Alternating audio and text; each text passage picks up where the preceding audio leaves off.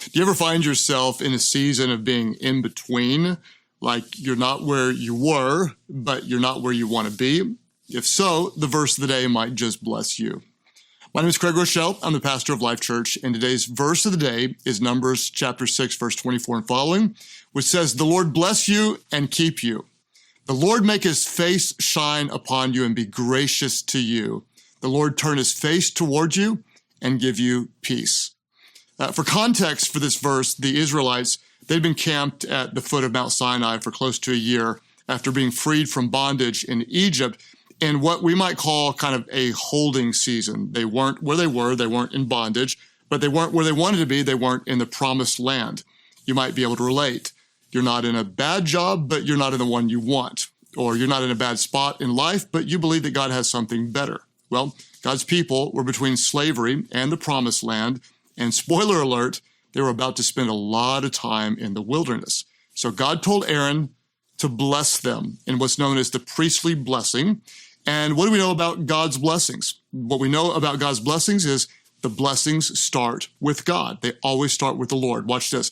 The Lord bless you. The Lord make his face shine upon you. The Lord turn his face toward you and give you peace. The blessings of God always start with God. The very first thing that God did after creating Adam and Eve is God blessed them and said, "Be fruitful and multiply."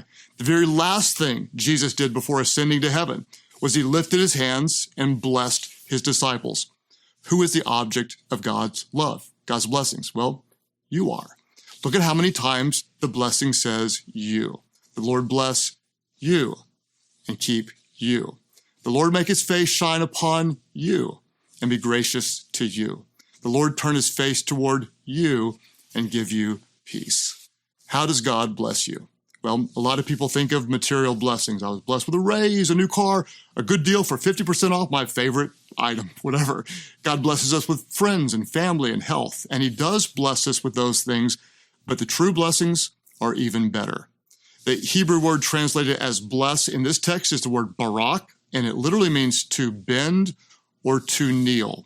It carries with it the idea that God bends, or he kneels down, or he reaches out to give us himself. He is the blessing.